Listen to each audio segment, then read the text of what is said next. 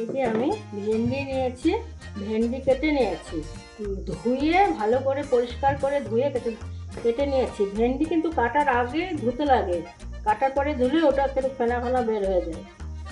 কেটে এভাবে যেটা ছোট এভাবে মাথা, আর এভাবে এই যে গোটাটা আর এই পিছনটা এভাবে কেটে নিয়েছি। আর যেগুলো বড় ওখানে 2 টুকরা করেছি। এখানে আমি একটা কড়াই নিয়েছি, কড়াইয়ে সরষের তেল দিয়ে দিয়েছি, এখানে শুকনো লঙ্কা দিয়ে দিলাম দুটো, আর এই যে সাদা জিরা, একটা তেজপাতাকে 2 টুকরো করে দিলাম। ভাজা হয়ে গেছে, এখন আমি এই কাটা এই ভেন্ডিগুলো দিয়ে দিই।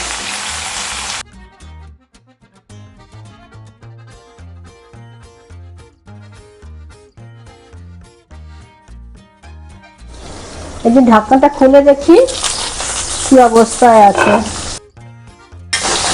ভাজা হয়ে গেছে এটা, এখন মশলা দিতে দিতে আরো ভাজা হয়ে যাবে।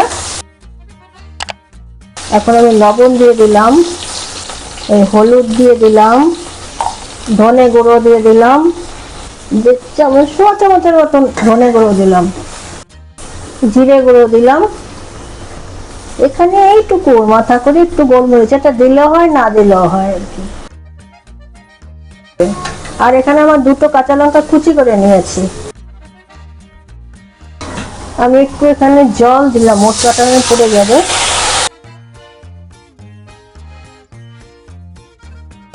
এতে দেবো, একটু ভাজা হবে, তারপরে দেখাবো। এই ঢাকনা খুললাম, এখানে আমি একটু কাশ্মীরি লঙ্কা দিলাম রঙের জন্য, কিন্তু এটা ঝাল হয় না। একটু চিনি দিয়ে দিলাম, এখানে আমি দই দিয়ে দিলাম, লাস্টে একটু ধনে পাতা দিয়ে দেব, একটু বাটি ধুয়ে জলটা দিয়ে দিলাম।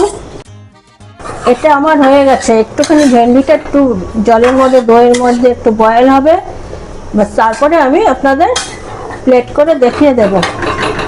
এখন আমি এটা ঢাকা দিয়ে রাখলাম। আর বন্ধুরা লাইক কমেন্ট শেয়ার করবেন, ইউটিউব থেকে দেখলে সাবস্ক্রাইব করবেন, ফেসবুক থেকে দেখলে ফলো করে দেবেন। আমার এটা হয়ে গেছে। ভেন্ডির মধ্যে আমি ধনেপাতা দিয়ে দিয়েছিলাম, এখন এই যে ধনেপাতা দিলাম অল্প, আপনাদের দেখানো হয় নাই তো এর জন্য। এভাবে এটা একদম তৈরি, এভাবে করবেন।